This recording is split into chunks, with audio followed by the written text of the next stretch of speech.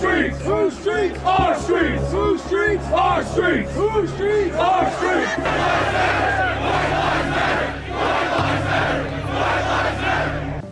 So when did you get into, as you said, the racial stuff?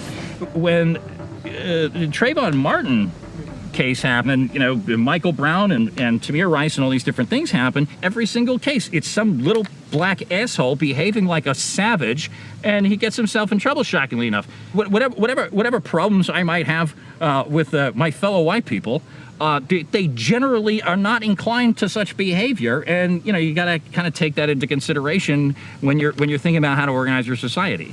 In Oklahoma City. Okay, so exactly, you have to go back to Oklahoma City to talk about a white act of terrorism, Elliot Rodger, right? Dylan Roof. Okay, so now you've managed to name 3 people, and I'm pretty sure Elliot Rodger wasn't explicitly white, by the way. But the thing is, you remember the names of white bombers and mass shooters, okay? Yeah. Can you tell me the name of all 19 hijackers on 9/11 off the top of your head? You can remember Dylan Roof's name. You can remember Tim McVeigh's name. White people were capable of violence. I didn't say capable. Of course we're capable. I'm carrying a pistol. I go to the gym all the time. I'm trying to make myself more capable of violence. I'm here to spread ideas, talk, in the hopes that somebody more capable will come along and do that. Somebody like Donald Trump, who does not give his daughter to a Jew. So Donald Trump, but like more racist. A lot more racist than Donald Trump. I don't think that you could feel about race the way I do and watch that Kushner bastard walk around with that beautiful girl, okay? Can you talk a little bit about the right adopting the politics or the political style of the left? We don't have the camaraderie, we don't have the trust level that our rivals do. And that camaraderie and trust is built up through activism, and that is one of the tactics that we're adopting. So what do you hope to get out of today? Like, what does it mean to you? Well, for one thing, it means that we're showing to this parasitic class of anti-white vermin that this is our country. This country was built by our forefathers. It's sustained by us. It's going to remain our country. I believe, as you can see, we are stepping off the internet in a big way. For instance, last night at the Torch Walk, there were hundreds and hundreds of us. People realize they're not atomized individuals. They're part of a larger whole because we have been spreading our memes. We have been organizing on the internet.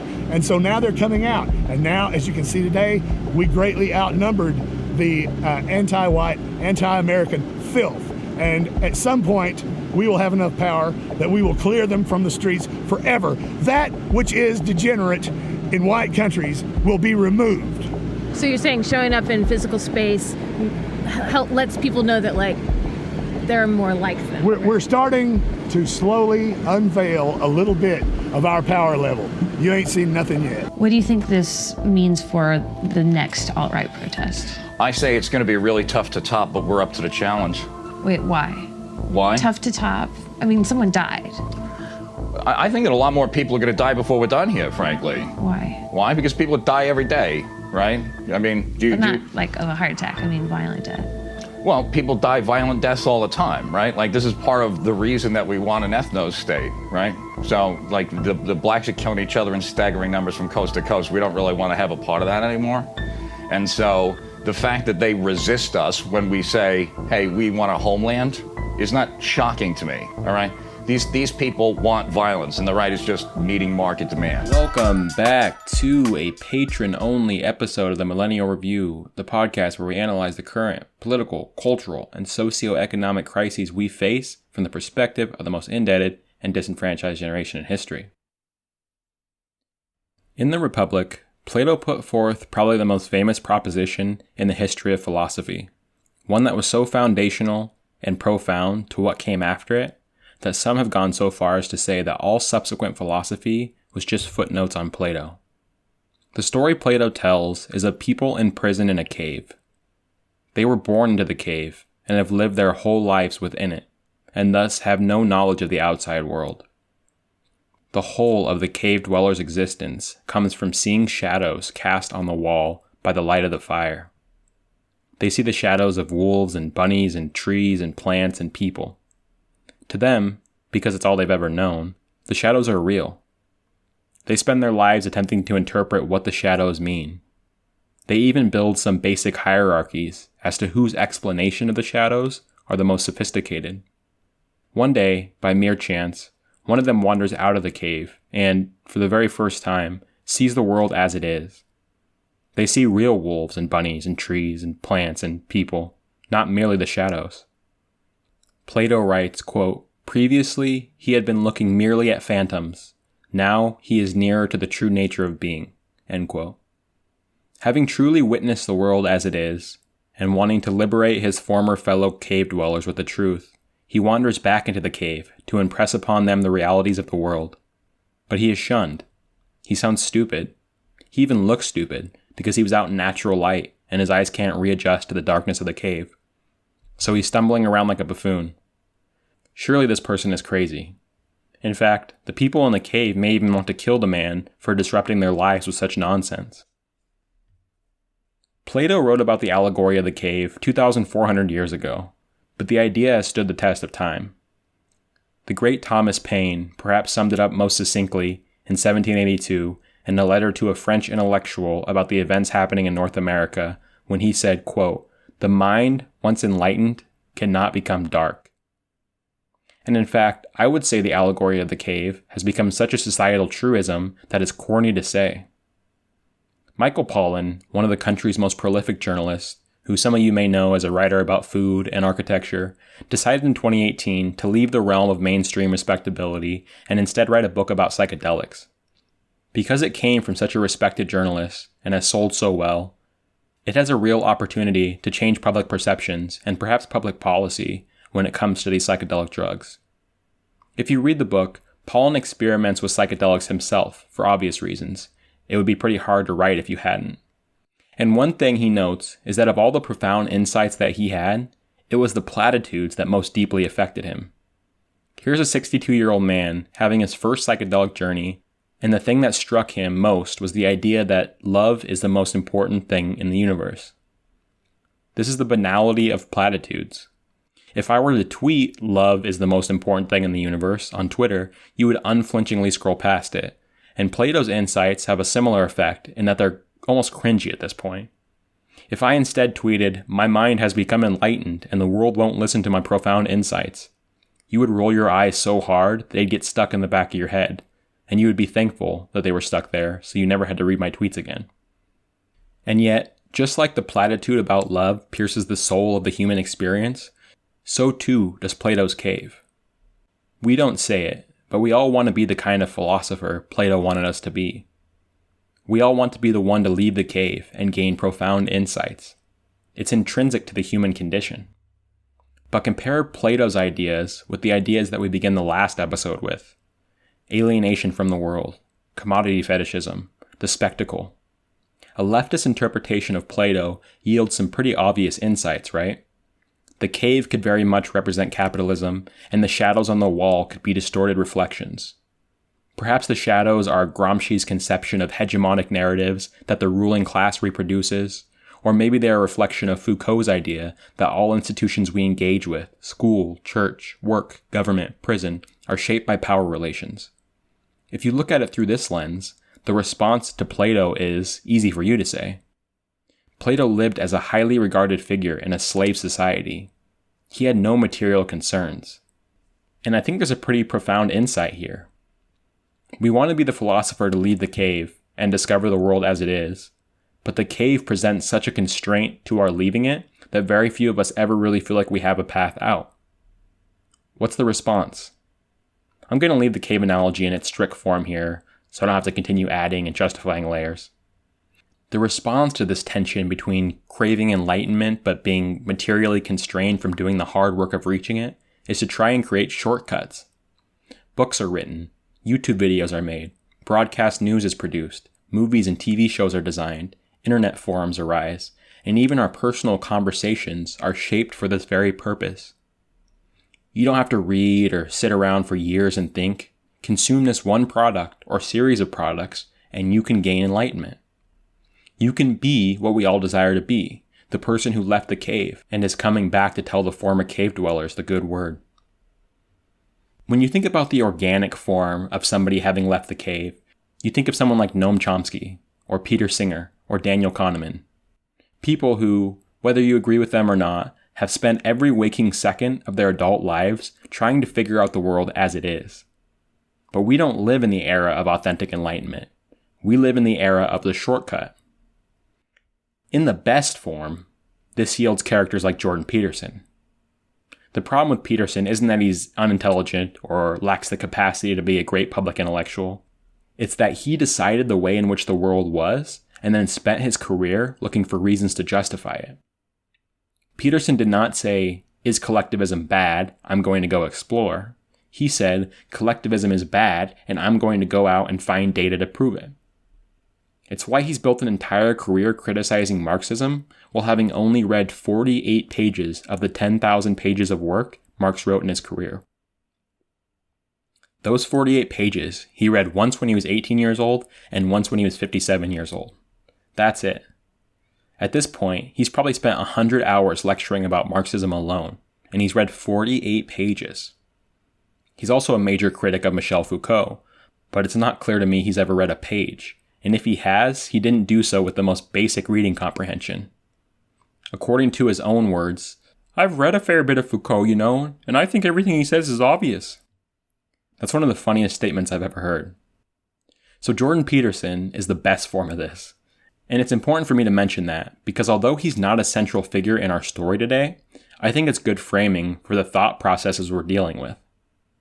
The worst version of the shortcut to the exit sign of the cave is Alex Jones. This is where we will begin our story. To understand right-wing fundamentalism in the 21st century and the rise of the alt-right, one has to understand the role of the conspiracy theory. It's the most fundamental feature, both the glue that holds the entire phenomenon together and the sun around which white supremacy orbits. Whether it's gun grabs, migrant invasions, white genocide, or QAnon, the conspiracy theory is the wind to the far-right fire, not only keeping it lit, but allowing it to spread and engulf more and more territory in right-wing politics, including, now, the White House. Why? Because conspiracy theories are the ultimate shortcut to enlightenment. The easy and most painless way to grasp the illusion of being the person who has left Plato's cave and is righteously returning to tell the cave dwellers that the shadows on the wall are merely phantoms. And remember, Plato said that the cave dwellers, upon hearing the story of the world as it really is, will reject the truth teller and in some cases kill him. Far from dissuading the conspiracy theorists, rejection of the message simply further entrenches the validity of the conspiracy. I was in second grade on 9/11. The day isn't a vivid memory for me, but I certainly do have a recollection. Basically, my memory boils down to two things. Teachers being extremely quiet and weird throughout the day, and the box TV being rolled into the classroom on a cart to watch the footage. It wasn't until much later I realized how monumental of an event 9/11 was. And just like the cliches about love and leaving Plato's cave to see the true form of the world, I think we underrate the impact of 9/11 in our analyses today because it's so deeply embedded in the narrative of 21st century America that it's just omnipresent in the backdrop. One reason this is the case is a result of the obsessively jingoistic response by both sides. Fealty was demanded. 9/11, never forget, isn't a slogan, it's a lifestyle. My friends and I growing up used to make 9/11 jokes at an attempt at being edgy, and I actually think there's a really critical lesson there. We didn't, and wouldn't have, made jokes about the Oklahoma City bombing or the Newtown shooting where kids were massacred, because there's nothing subversive about doing so. You're not pushing back against a cultural norm if you try to make light of Newtown, you're literally just being an asshole. You push back against things, as young people in rebellion, when they're embedded in the culture so deeply that they've lost any serious emotional punch. My point here is that because remembering 9/11 has been driven so deeply into us, it's been relieved of the sting, and it's very difficult to recognize the event for what it actually was. I mean, I personally literally can't. Because I wasn't an emotionally mature individual aware of the outside world, and have instead grown up in the jingoistic post-9/11 world, the only way that I can tap into how impactful it was is through rationalism rather than empiricism. In other words, I can only read and think about the impact. I can't tap into my senses to feel its effects. It's not clear what moment of history we're currently in, obviously, but I do think it's clear that 9/11 will have been a monumental event.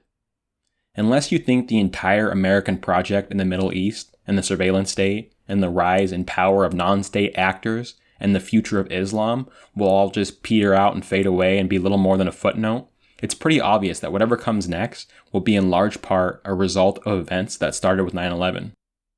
Just as that's true for American domestic policy involving intelligence gathering and homeland security, just as that's true for American interventionist foreign policy, just as that's true for the 1 billion Muslims in the world, very few which haven't been deeply affected in one way or another, it's also true for the white supremacist movement, for whom 9/11 was what we could call Phase 2. Ruby Ridge kicked off Phase 1. 9/11 kicked off Phase 2. Obama, Phase 3. And Donald Trump initiated the lovely Phase 4 that we exist in today. The reason why 9/11 will play such a prominent role in history is because of just how insane it truly was. Think about America's position in the world. Think about technology and the fact we had a visual. It's really one of the craziest events in human history. That's not making a claim about how impactful it is compared to other historical events, but the thing that happened itself is certainly comparable.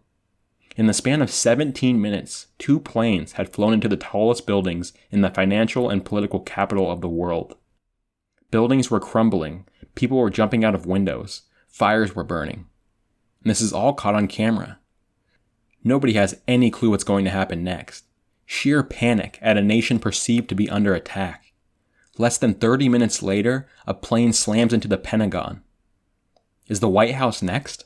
Are there more planes? What's going to happen? Where's the president? The reason I stress this is because we can't look back at 9/11 as an event in a timeline. It wasn't 9/11 happened and then we went to Afghanistan and Iraq. It wasn't something that just happened.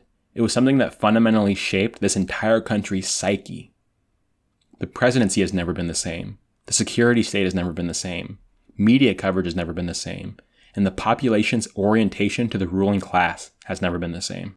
There are declassified U.S. government documents like Operation Northwoods that ABC News reported on back in 2000. Operation Northwoods, Google it, and in there the U.S. government, an element of it said we want to hijack jets by remote control, crash them, and blame it on the Soviet Union and Cuba. Now, that was decades ago. This is why we believe this. Right. Then you look at the official story, the firefighters, the police, hundreds of them saying there were bombs in the buildings. They were told to shut up. You look at Building 7, detonators are going off. You can see the explosions. And Alex, a lot of this is what Charlie Sheen was covering. I'm actually just curious, did he reach out to you guys? Is he the one who put the call into you? Sure, is that how he wound up on your show? Sure. He called me a few weeks ago and said that he loves this country. He has nothing to gain from this. I mean, in fact, it's dangerous for him to do. But he said, I love this country and my kids so much that I'm going to do this, Alex. And I said, God bless you, because now it makes for other Hollywood people who've got major pull, who know the truth, to start going public. Look, it's really simple. Let's understand this, okay?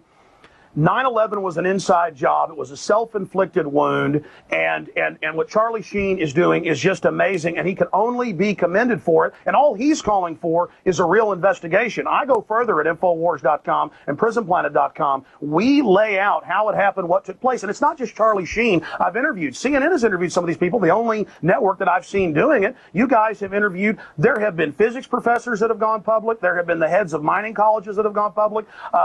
George Bush Sr.'s top CIA advisor who briefed him and briefed Ronald Reagan, one of the highest level guys at the CIA, says our government is clearly involved in carrying out terror to blame it on foreign enemies. If Alex Jones had written his own script, he couldn't have planned things any better. He had made a name after Waco, especially in Austin, which is one of those cultures that is very subversive and open-minded. I should note here that Alex Jones wasn't seen as a right-wing figure at this point. If you need a comparison, Jesse Ventura is another very similar figure, seen more for speaking truth to power than having an ideology. Jones tried to make a play during Oklahoma City, but it didn't catch traction because the case was so cut and dry. But as mentioned at the end of the last episode, after Y2K, the powder keg was set and all it needed was a match, and Jones knew it. One of the things that Jones does that not all conspiracy theorists do is what I would call fishing. He wasn't obsessed with a narrow set of stories or a topic the way many others were. He would just constantly throw bait out there, waiting for a prediction to come true, so he can run the tape and say, see, I told you so. I'll use a casino analogy that I think works here. A lot of other conspiracy theorists were playing their favorite machines, or a couple that they had won at in the past. Jones, on the other hand, puts a $20 bill into every machine and does the $5 max play 4 times, hoping for the one jackpot. In July, Jones had been suggesting that the American government was going to stage a terrorist attack so they could invade the Middle East. This isn't particularly surprising if you've read the 9/11 report and understand the geopolitics of the time. America was already involved in the Middle East, obviously, and was using the same kind of imperialist language they now use in places like Venezuela towards bin Laden and Saddam Hussein. In addition, 9/11 was the culmination of a series of attempted terrorist attacks in the years leading up. The World Trade Center itself had been bombed in 1993. So Jones made his predictions and then moved on to fishing for other stories. As luck would have it, for one of 21st century America's great monsters, less than 2 months later, the attack on 9/11 happened. Alex Jones went on air and didn't hesitate for a millisecond. He wasn't going on to flirt with what we may or may not know or what may have happened. He had an agenda. He knew those tapes were there from a month and a half ago. A lot of people don't know when they've made it until after it's happened. Jones knew from the second he saw the news. And he was the very first. The massive conspiracy theory that grew in the months and years after took many of their ideas from that very first broadcast of Alex Jones. He said intercepting jets were intentionally grounded, that there were controlled demolitions, and that the Pentagon was hit by a series of explosives designed to resemble a jet crash. We all broadly know what happened next. The truther movement became an entire industry. Loose change, zeitgeist, the great conspiracy. In addition to this making Alex Jones the head of a media empire overnight, the 9/11 conspiracy movement had another impact, looking back, that was perhaps even more important. It created a split amongst the right, and that split was whether you liked George Bush or not. Rush Limbaugh and Michael Savage and Sean Hannity, who by the way started his show the day before 9/11, were all willing to placate the far right and push the fringes and dabble in conspiracies, but they were also obviously shills for George Bush. If you're going to have a nationally syndicated right-wing talk radio show, it's pretty hard to break from the president. And obviously you can't support Bush and say he might have played a role in 9/11. So they split from Jones. Limbaugh famously called Jones a kook. So set them aside for 1 second. You have Jones and a bunch of conspiracy people, along with millions of listeners and followers. They've split from the traditional Republican Party. But in the group of Bush defenders, you have a simultaneous phenomenon occurring that is perhaps equally dangerous. And recall how much I've talked about right-wing unity throughout this podcast. So I'll just offer a spoiler here and say the two groups would reconverge in the future. But the Bush faction of the Republican Party had a terrifying reaction to 9/11. If you're trying to predict where I'm going with this, your mind probably went to Islamophobic bigotry.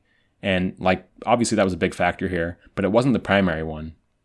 George Bush, who would later throw this behavior entirely out the window, was obsessive in the days after 9/11 about making sure Islam wasn't blamed for the behavior of the terrorists. To an extent, it worked, probably less among the base than among the media sphere, who was going to toe the president's line. Instead, what arose was a media environment that talked about Democrats in a way David Newark calls eliminationist. The examples here are incredible, and I had no idea about this until I read the book. I associated the eliminationist rhetoric with the rise of Obama, but it turns out the groundwork was laid during the Bush administration.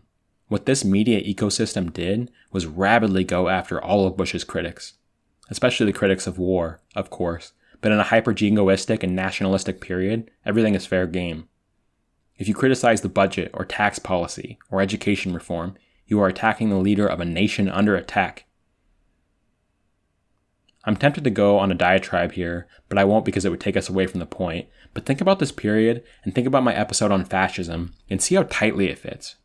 When you consider the changes taking place in regards to the creation of Homeland Security and the surveillance state, combined with the eliminationist rhetoric from state-aligned media and the demand the population rally around the flag, we were pretty damn close.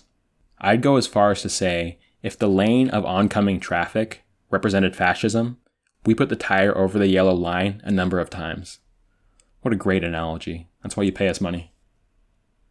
Limbaugh started making jokes about not killing all the liberals, but leaving a couple as living fossils to remember what these people stood for. Bill O'Reilly began an obsession with phrasing that one of his viewers, Donald Trump, now uses quite often. He said liberals hated the country and that anti-war activists had other allegiances. O'Reilly joked with guests about having the FBI sent to, quote, put those clowns at the liberal networks in chains, because they're, quote, undermining everything. The WMD fight was the worst. When Democrats expressed skepticism of the administration's claims, They were called treasonous. On Fox News, which was just 7 years old at this point, it was uncontroversial and common during the 2003 fight to have panels debating whether ex-Democrat who wrote a book or made a speech was guilty of treason. It's pretty obvious in reading these examples that this word was thrown around at a casual level we would even be uncomfortable with today. This is worth noting when putting the Trump era into context, which we're obviously pretty obsessive about. Having the name of an author on the screen while you discuss whether they should be tried for treason is on par with the insanity of any Trump tweet. Here were the book titles of the bestsellers during this time period. Deliver Us from Evil, Defeating Terrorism, Despotism, and Liberalism by Sean Hannity. The Enemy at Home, The Cultural Left and Its Responsibility for 9/11 by Dinesh D'Souza. The Enemy Within by Michael Savage. Treason by Ann Coulter. This began to fade by 2006 and 2007, when it was undeniable that critics of the war and the WMD myth were right. No one admitted this, of course, but it was much harder to go on a newscast and say, look how successful this war is. Many had pitched both Afghanistan and Iraq as reiterations of the Gulf War, where America would sweep in and make quick business. Luckily for the propagandists, however, a new issue arose upon which they could direct their anger. In 2006, we saw massive increases in the number of immigrants entering the country. Part of this was due to the destabilization of Latin America, as it always is, but the overwhelming drive of migration was job demand in the United States. The U.S. market had a massive demand for so-called low-skilled labor, and immigrants obliged. The same year, immigration reform was passed into law, but it didn't deal with the scale of the issue. So rather than easing the naturalization process and dramatically increasing green card capacity, the Bush administration essentially made an active choice to allow immigrants to meet labor demands without giving them any chance at legal status, not just as potential citizens, but even as guest workers. Remember when I said the split among the right would reconverge? This is where it began. The conspiracy theorists and extremists were way ahead of this problem. All the way back in 1977, David Duke had called for a border militia group to patrol the border and hunt migrants.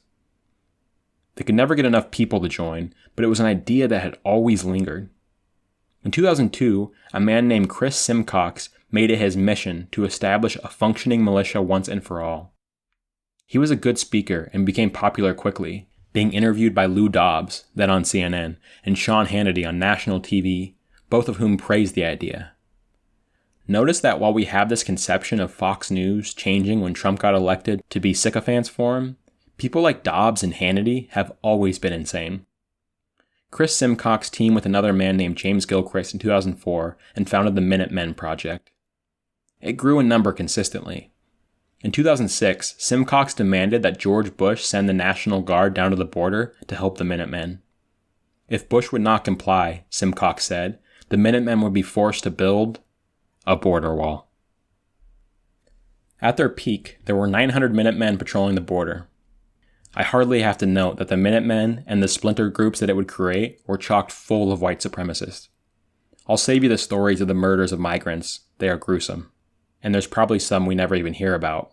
You gotta imagine the border is probably one of the easiest places to get away with murder in the country. In July of 2018, a few months before Obama would defeat John McCain, an event happened that should have been a warning sign of things to come. A man named Jim David Atkinson walked into a Universalist church in Knoxville, Tennessee, and opened fire, killing 2 and wounding 6 before being apprehended. Here's what an officer recalled in a sworn affidavit. Quote, during the interview, Atkinson stated that he had targeted the church because of its liberal teachings and his belief that all liberals should be killed because they were ruining the country, and that he felt that the Democrats had tied his country's hands in the war on terror, and they had ruined every institution in America with the aid of major media outlets. Atkinson made statements that because he could not get to the leaders of the liberal movement, that he would then target those who had voted them into office. Atkinson stated that he held these beliefs for about the last 10 years. End quote. Atkinson also noted that he could not find employment. At his home, he had all the books listed above by Hannity and Coulter and Michael Savage on his bookshelf. He said the only way to rid the country of evil was to kill the liberals. Obama's run for president sparked an incredible surge in violence and organizing on the far right, and ended the animosity between the Alex Jones and white supremacist right with the George Bush right. Right-wing hate crimes doubled in 2008, and Barack Obama had security detail assigned earlier than any presidential candidate ever had. During the campaign, multiple credible death threats against candidate Obama were foiled, which was really spectacular because this just didn't happen to candidates. Presidents, yes. Candidates, no. Luckily, Barack Obama had an opponent that wasn't going to exploit racial animosity against him. And I said luckily tongue-in-cheek for what's about to come, but it is genuinely true that for all his many, many faults, John McCain was very aware of Obama's race and careful not to use it. There's a number of stories of McCain advisors urging him to use racist tactics and him flat out rejecting them, which is impressive considering he was always down massively in the polls. You all know I'm no fan of John McCain, but on this issue he was decent, when it would have been to his advantage not to be. Except, he chose Sarah Palin as his running mate. This was a last-minute decision. 2 days before the convention, the plan was to have Joe Lieberman be vice president for a moderation ticket, but they decided last second they needed someone to rouse the base. It's also worth noting that Sarah Palin wasn't known for being racist before she was picked, but boy did she become known for it quickly. She came out swinging as VP, doing exactly what McCain wanted. I'm someone who thinks that Donald Trump is a genuinely moronic individual who has a weird charisma in his physical nature, a huge ego that is attractive to the authoritarian conservative mind, and just a basic understanding that being a politician is bad. That's how I see Trump. I think he's basically an accident except for the last part, and the last part is something that anybody listening to this would do. Like everyone listening, when they were watching the Democratic debates last night, was thinking in their heads, Bernie, just say this. But Bernie doesn't say it because 1, he's legitimately a politician who speaks politician language, and 2, he's calculating. Trump isn't that. So he has the non-politician way of just being like, Republicans want immigrants deported, so I'm just going to say immigrants are violent and need to get out of here. Combined with a weird charisma and a huge ego that's beyond his control. That's my analysis of the entire Trump phenomenon. Sarah Palin, on the other hand, I think is incredibly fucking talented. She wasn't the goofy, rowdy, racist dipshit lady we all came to know when she was governor of Alaska. This was 100% a persona, and it's a persona that she created and maintained because that's what McCain asked her to do.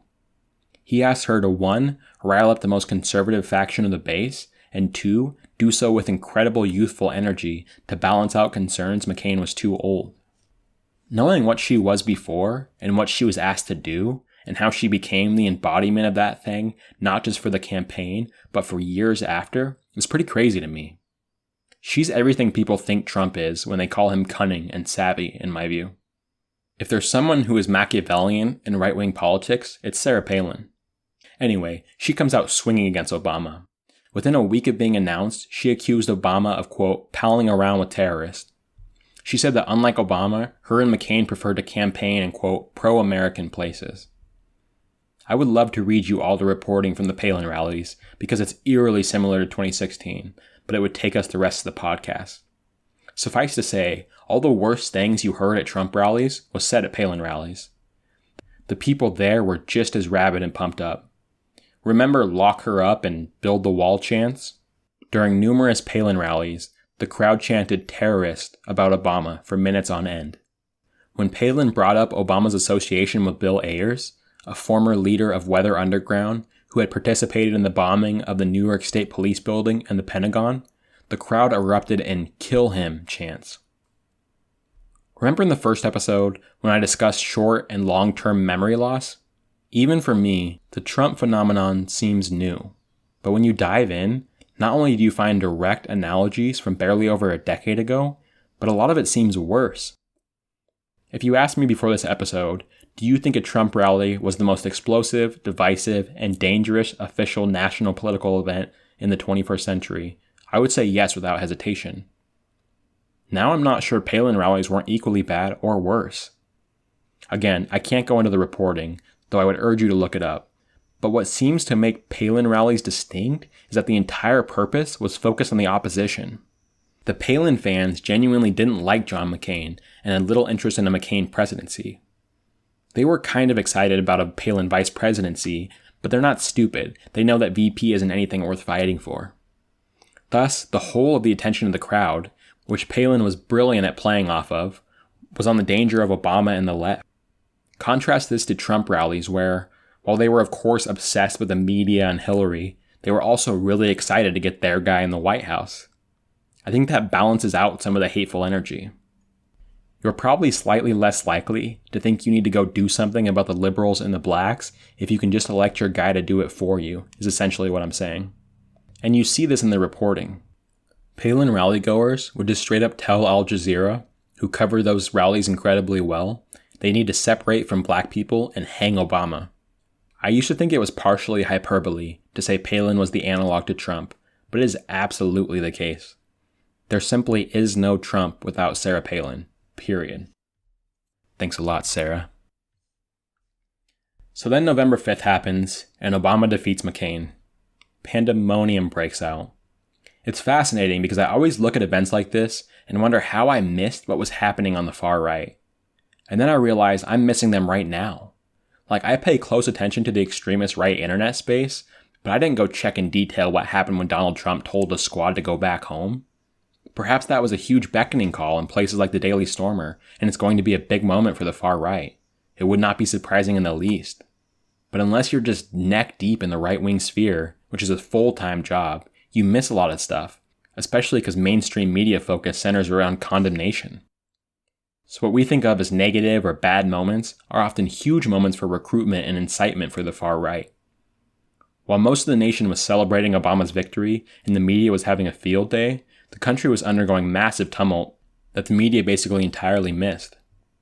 At college campuses across the country, you had nooses hanging in trees and spray paintings of the most vile phrases.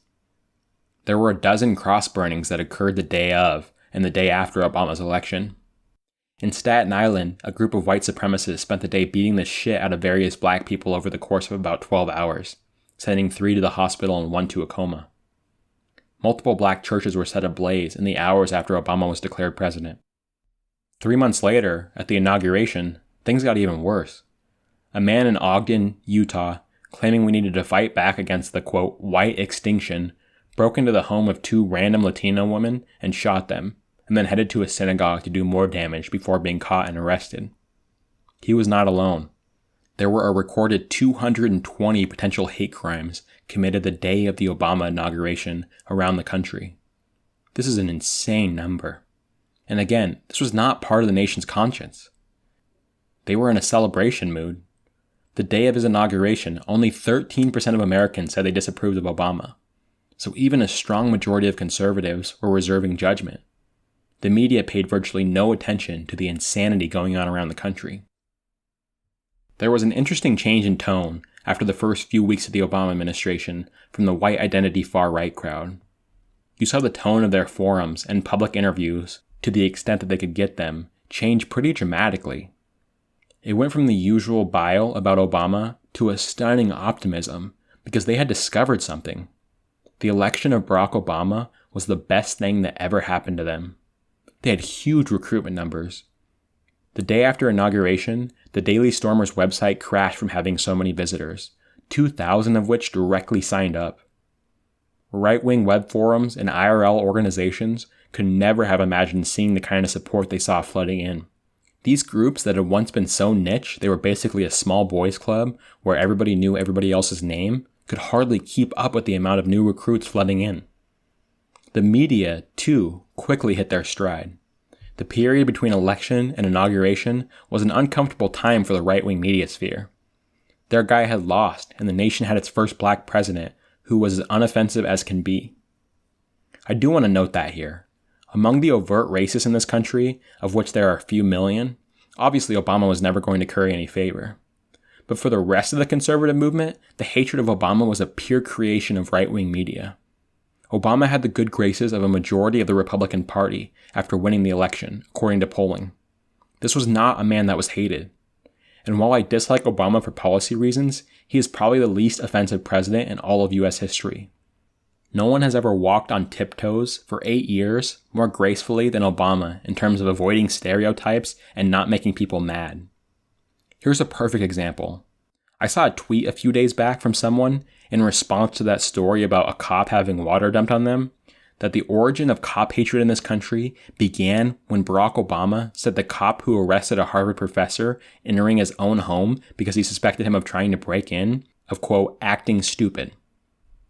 So for those that don't know the story quickly, a black Harvard professor was trying to get his front door open, which was jammed. Because he was in a nice neighborhood, the cop thought he was breaking into the home and arrested him. Obama said the cop was acting stupid, which couldn't be a softer description of what happened. Right-wing media and the police department freaked the fuck out and demanded an apology. Obama apologized immediately, and then had the fucking cop to the White House for a beer. So this shows you how deranged right-wing media made people about Obama.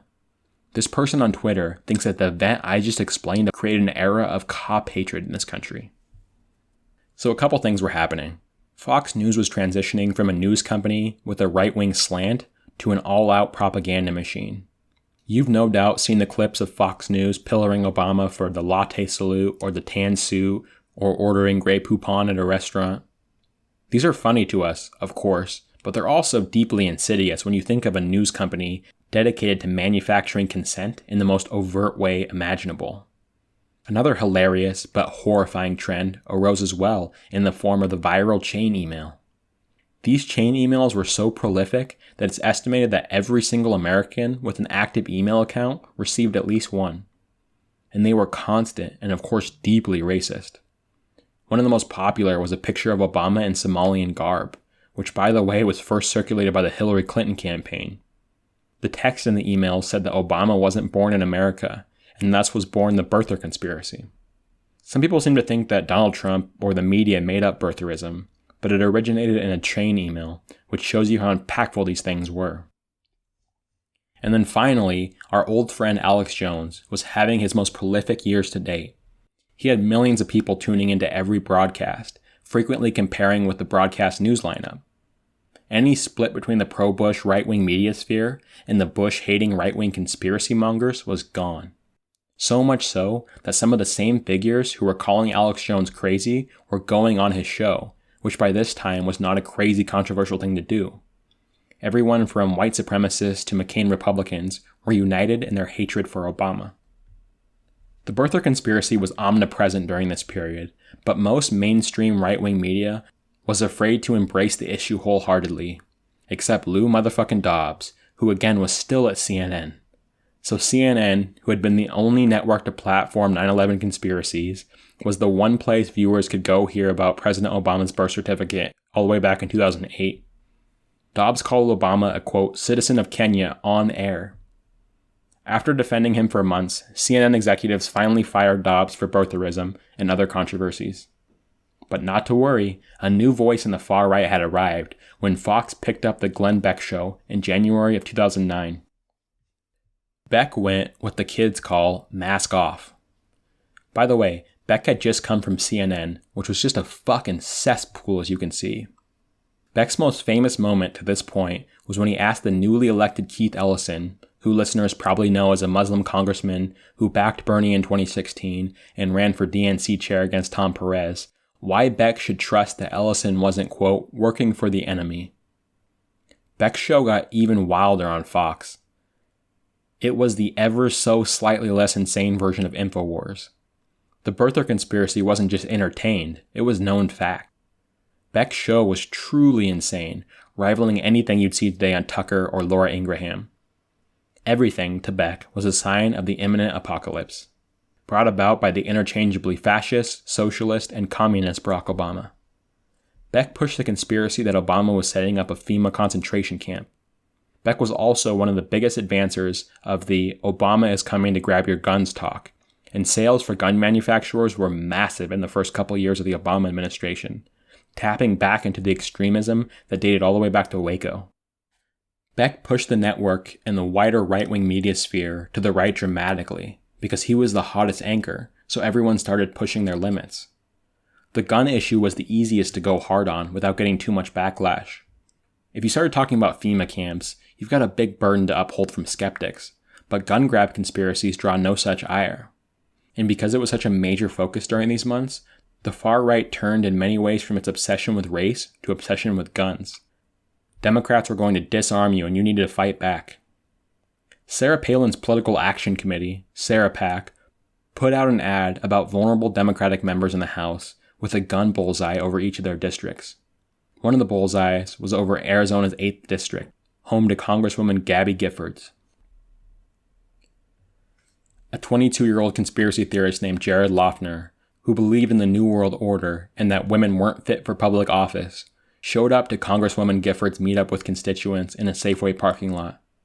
Loughner opened fire, killing 6 people, including a district court judge and a 9-year-old girl. He shot Giffords through the head at point-blank range. Incredibly, she survived. Remember how I said Alex Jones knew immediately when he saw the news of 9/11 that this was going to be huge for right-wing conspiracy theorists? On February 19th, 2009, an even bigger event happened, but literally no one knew it at the time. The day after a program called a Homeowners Affordability and Stability Plan was announced, a former hedge fund VP named Rick Santelli was on CNBC and asked to give a response from the Chicago Stock Exchange. This was the opening bell. It was 7:11 a.m. on a news show that didn't have strong ratings. He ended with a flippant comment, calling for a Chicago Tea Party. The broadcast ended and the world moved on. This is America. How many of you people want to pay for your neighbor's mortgage that has an extra bathroom and can't pay their bills? Raise their hand. How about we all... President Obama, are you listening? How about we all stop paying our mortgage? It's a moral hazard. Jason, You get people fired up. Jason, you want to... We're thinking of having a Chicago Tea Party in July. All you capitalists that want to show up to Lake Michigan, I'm going to start organizing. What are you jumping in this time? Little did he know, he had launched a movement. It's still inexplicable that it happened. It makes no sense. One of those strange idiosyncrasies of history. Within 24 hours, tens of thousands of people around the country had created and signed up for tea parties of their own, and soon a massive political movement was launched. Quick note here, many people have pushed for the progressives and socialists to launch a tea party of our own. I agree with that sentiment for the most part, as obviously the Tea Party was incredibly effective, but the problem for us is that we don't have old people on our side.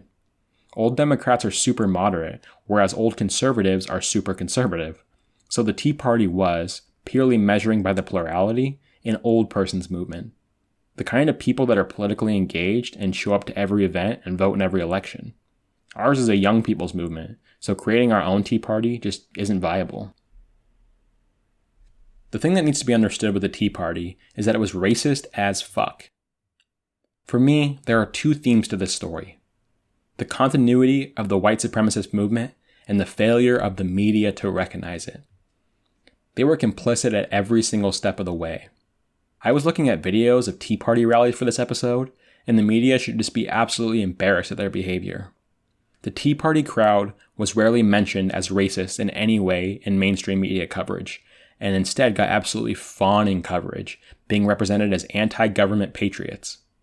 That's the consistent theme of the Tea Party, the picture painted not by Fox News and Alex Jones, but by CNN and CNBC. This despite the fact there wasn't a single rally in the country that didn't have a racist image of Obama. There were posters of Obama in a turban, Obama hung by a noose, Obama with a bullet in his head or a target around his chest, Obama with a Hitler mustache, go back to Africa signs. You get the point. Objectively and nakedly racist. And then, while there was of course a bunch of signs against big government healthcare and taxation without representation, they were equal in number by signs about locking Democrats up, trying Obama for treason, and a sign commonly seen that just said regime change. Reporters apparently saw no need to probe the contradiction between small government and locking members of the opposing party in jail. One of the unofficial leaders of the Tea Party movement, and certainly an idol, is someone who is almost always exempted but plays a massive role in this story, and that's Ron Paul. A few of you listening to this might have supported Ron Paul, or at least had a vaguely positive memory of him. He started the modern era of true ideological outsiders running for president that opened the door for Trump and Bernie. If you have positive associations with Paul, you won't a few minutes from now. Remember how insane the political world went when Donald Trump took a few days to disavow David Duke? Ron Paul had even more explicit and public support from white supremacists, and he straight up said no to disavowing it. He said he would not give back money from a whole slew of white supremacists for supporting him, one of which was a leader of Stormfront. After the controversy, in which he said he wouldn't return the leader's money, Paul took a picture with him. One of Paul's campaign organizers, Randy Gray, spoke at an anniversary for a Ku Klux Klan chapter while he was on the Paul campaign. Paul had a newsletter that ran from 1978 to 1998, which he claimed wasn't written by him, which referred to Welfaria, Zooville, Rapetown, Dirtburg, or Lazyopolis. It joked about the AIDS crisis, called Martin Luther King a pedophile, and speculated about the Israeli Mossad attacking America in the 1993 World Trade Center bombing. When he ran for president in 2008, and for a couple years thereafter, he appeared on Alex Jones' show almost monthly. When the Tea Party really started to pick up steam, it was given a huge boost in support from Paul.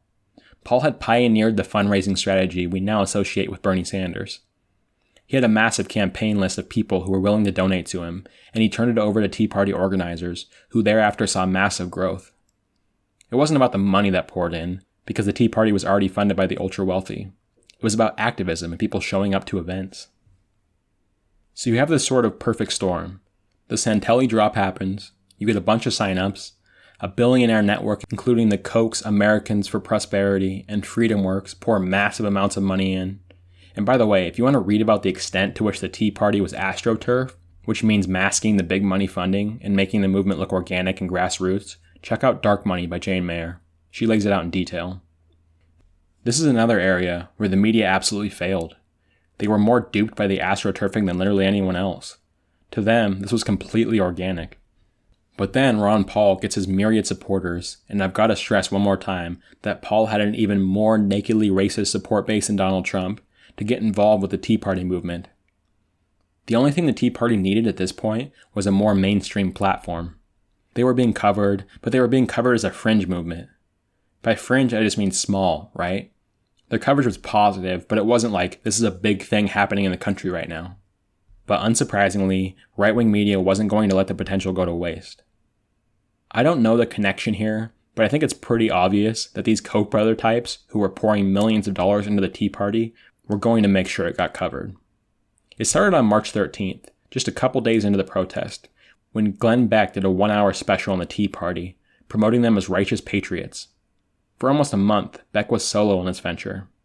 He talked about it every single day on air, and kept talking about it as a bigger event than it actually was at the time, for obvious reasons. He was the hot name in conservative media, so if he was chasing a story, others were going to follow.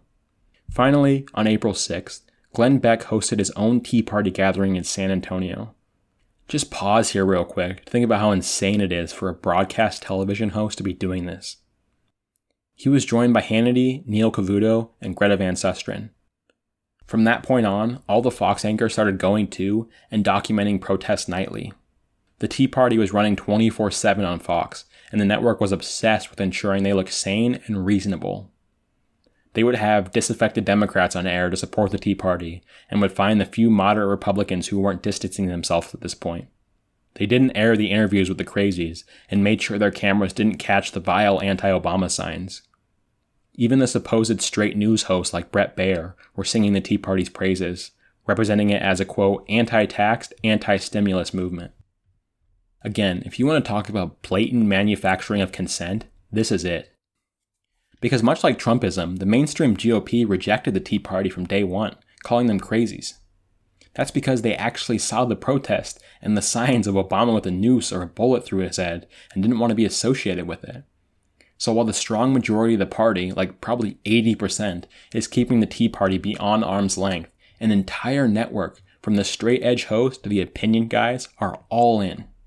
The average attendance of a Tea Party rally multiplied by at least 6 times in the month of Fox News coverage. The Tea Party was huge for the conspiracy theory, white supremacist right. Alex Jones was making a killing. Tea Party followers were getting more and more extreme and conspiratorial by the day. In the first couple months, there were a slew of stories around the country of explicitly political hate crimes and attacks. The media, of course, failed to recognize what was going on. In a particularly egregious example, a white supremacist who had stockpiled guns because of an imminent collapse of the economy, a story coming straight from Glenn Beck, had gone belligerent on his mom, who asked him to clean up his dog's pee on the carpet. His mom called the cops in response to his behavior. When the police officers arrived, the door was opened by the mother. The son, standing behind her in a bulletproof vest with an AK-47, opened fire, killing his mother. After a prolonged shootout, where 3 were murdered, the man finally surrendered. The one close friend the media could find was very explicit. He said the man was preparing for Obama's imminent gun ban. The FBI gained access to his internet records and found he was a frequent Stormfront contributor who religiously followed Alex Jones and Glenn Beck. He was a believer in the Jewish question, which I guess I should explain. I mentioned it a couple times last episode, and hadn't considered not everyone is as online as me. The Jewish question, or JQ, is the belief that Jews run the media and Hollywood and the international financial industry. He thought blacks had lower IQs than whites, and was convinced that Obama was building FEMA concentration camps. Okay, so as you would imagine, this was a national story covered by every publication in the country. If you were reading those publications, though, you would be blissfully unaware of his political views, save maybe a footnote-style reference. What did they write? They wrote about the dog that had pissed on the floor. The most read story on the topic, which was not remedied until days later, was written by the New York Times and had one throwaway line about the man having, quote, paranoid beliefs. The MSNBC headline read, "Fight over urinating dog got police to ambush." CNN's read, "Urinating dog triggered argument resulting in 3 officers' death." It took a week for coverage of his radical extremism after the story had left the news cycle. The media was just appallingly bad at covering this.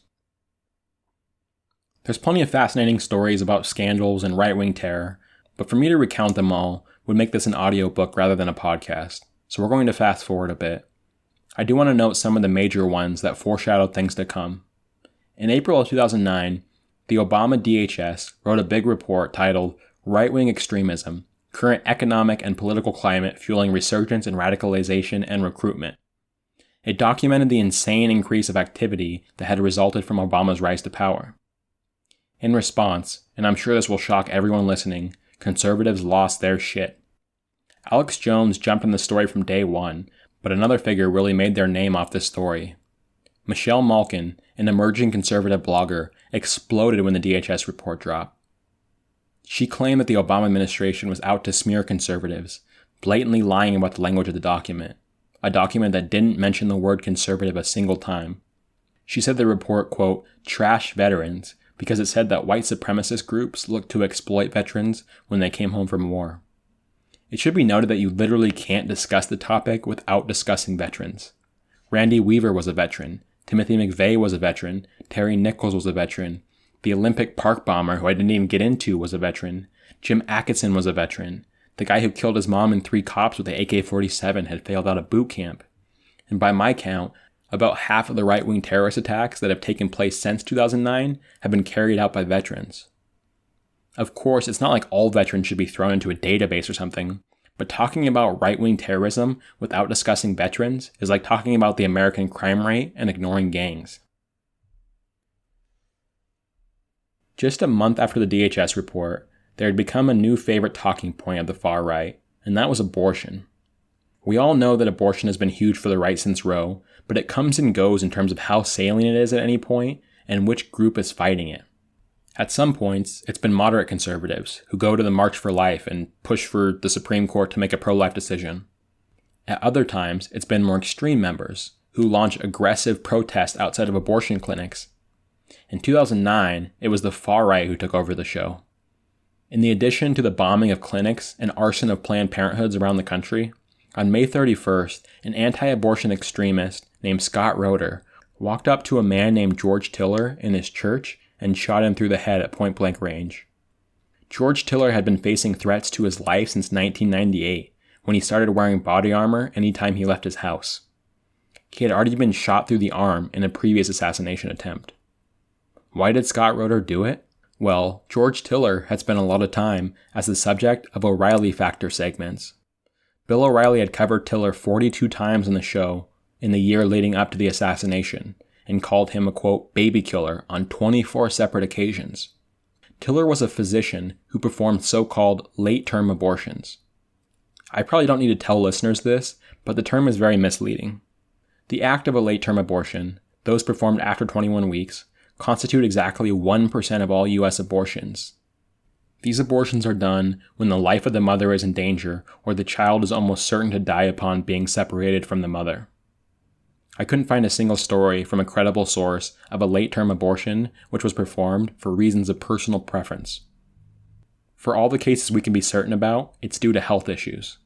I think this is especially fucked up personally because it seems to me this is a group that anti-abortion people would want to target the least. These are, at least as far as we know, exclusively women who wanted to carry their baby to term but have to face the reality that the baby or they aren't going to live. But, of course, late-term abortion is a phrase that is made to sound like these are people who just decided to carry a baby for 6 months and then decided, actually, nah, I changed my mind. I'm going to go through the incredibly hard work of finding one of the few doctors in the country who's willing to do this awful procedure that absolutely nobody wants done. Oh, and the clinic is going to have bulletproof windows and security gates because on any given day, someone will try to shoot it up or bomb it. But you get the point here. Anti-abortion violence was huge in white supremacist circles during the time period. It has since died down, but make no mistake that it will come back in the future. These things go in cycles. Just a month later, an 88-year-old man named Von Brunn went to the Holocaust Memorial Museum in Washington, D.C., armed and planning to kill. A security guard named Stephen Tyrone Johns opened the door for him to enter, but instead of walking through the door, Brunn lifted his rifle and shot Johns. Other guards returned fire, wounding and then apprehending him. Von Brunn, another veteran, was a white supremacist Holocaust denier. 18 months later, a white supremacist couple from Oregon went on a killing spree in multiple states, successfully murdering 4. Their goal was to preserve the white race by killing Jews and Muslims. In mid-2012, another Army veteran, 40-year-old Michael Page, entered a Sikh temple in Wisconsin with a 9mm semi-automatic pistol.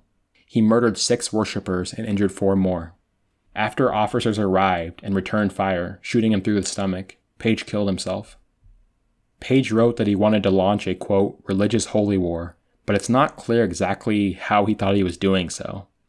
It seems that Page thought that the Sikhs were Muslims, which is very much not the case, and he was trying to launch a war against Islam.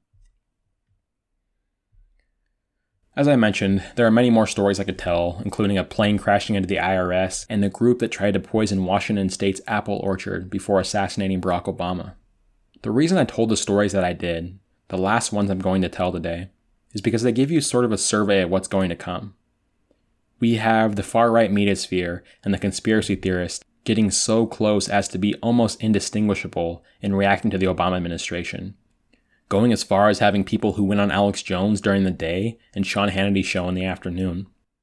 We have anti-abortion fundamentalism that leads into violence and the occasional murder, but more importantly, fueling the idea of white genocide. And finally, we have the emergence of a phenomenon that is about to get a lot more commonplace in this story, which is anti-religious violence. These groups think that brown people and Muslims are flooding into the country to undermine our way of life, and that the Jewish cabal is behind the scenes directing the entire operation. Much like the late-term abortion issue, this misinterpretation is especially tragic. Jews, for the most obvious reasons imaginable, have built organizations and networks that help refugee resettlement. A group of people who have spent their entire historical existence in exile, escaping persecution, want to provide resources for other groups to do the same, a goal that everybody but these monsters find beyond admirable. To white supremacists, it's not Jews ensuring people don't go through what they went through, it's Jews pulling the strings, bringing in hordes to undermine the white race by making Hollywood movies where a white person kisses a black person. Have I mentioned how fucking stupid and indefensible this ideology is? At first I thought I could tell the story in one episode, and then I thought I'd finish it in a short second episode, and then, well, here we are. I'm not too disappointed though, because I want people to really understand the narrative at a visceral level here, so you can have the revelation that I had, namely that this is a connected movement that builds off each success and failure and continues to come back stronger. We've been through 3 phases so far. First, you had Ruby Ridge and the birth of the right-wing militia movement. That died down after the PR disaster that was Oklahoma City. Then you had 9/11 and the rise of the conspiracy theory, which launched an entire new media apparatus and an army of willing soldiers. That movement never died, but was weakened by splits in support for the Bush administration. Stage 3 served as the great uniter, the election of Barack Hussein Obama, the gay Muslim terrorist who was born in Kenya and going to take away everybody's guns so he could put conservatives in FEMA camps and turn America into a third world country. The post-Obama unity and anger never faded. We're still living in the exact same era with the exact same people. But if Obama represented a tropical storm, a localized cyclone collecting wind and energy into a unified form, Donald Trump turned the movement into a Category 5 hurricane. Another flawless analogy. We'll begin the show next time with the announcement of Donald Trump's candidacy and the rise of the alt-right. Remember, I've been using terms like white supremacist and far-right this entire time, because the alt-right as we discussed it today hasn't emerged yet. If you want to learn how they came to be and how central Donald Trump was to every facet of the movement, tune in for part 3. Thanks for listening.